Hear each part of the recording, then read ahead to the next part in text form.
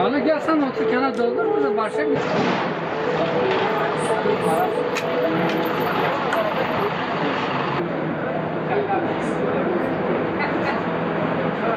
Kan hizmetleri olarak Güney Anadolu Bölge Kan Merkezi olarak 6 ilde faaliyet göstermekteyiz. Diyarbakır, Batman, Mardin, Siirt, Şırnak ve Bingöl il ve ilçelerinde kan bağış faaliyetleri düzenliyoruz. Yine bu 6 il ve ilçelerdeki 48 tane devlet ve özel hastanenin kan ihtiyacını karşılamaya çalışıyoruz. Biz bu ihtiyacı duyarlı vatandaşlarımızın kan bağışları sayesinde karşılamaya çalışıyoruz. Aldığımız bu kanların testlerini yapıyoruz. Uygun olan kanları yine bu hastanelere gönderiyoruz. Hastalarımızın mağdur olmaması için vatandaşların duyarlı olmasını istiyoruz. Kan bağışına bulunmalarını istiyoruz. Bu kapsamda da Bingöl'de kan bağış faaliyeti düzenliyoruz. 30 Ağustos'a kadar burada kan bağışı faaliyetimiz devam edecek. Tüm Bingöl halkından duyarlı olup kan bağışına gelmelerini istiyoruz. Aldığımız kan biz 3'e ayırıyoruz. Eritrosit süspansiyonu, taze donmuş plazma ve trombozit süspansiyonu diye 3 ayrı şekilde hazırlıyoruz. Bunun ihtiyaca göre 3 ayrı hastaya gidiyor.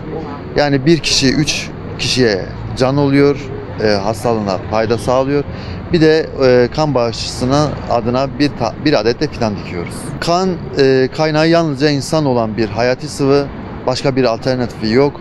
Bu nedenle duyarlı vatandaşlarımıza çok ihtiyacımız var. Onları özellikle bu konuda duyarlı olmalarını istiyoruz. Kan bağışına davet ediyoruz. Buraya geldiğiniz zaman zaten doktorumuz bir ön muayeneden geçiriyor. Herhangi size bir zararı olmayacaksa ya da aldığımız kanın hastaya bir faydası olmayacaksa ona göre değerlendirmeleri yapıyor. Her şey uygunsa ona göre kan alıyoruz.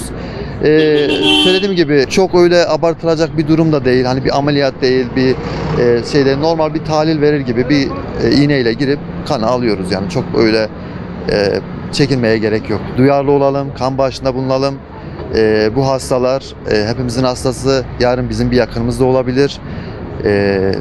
Keza biz bile ihtiyaç duyabiliriz bu kana.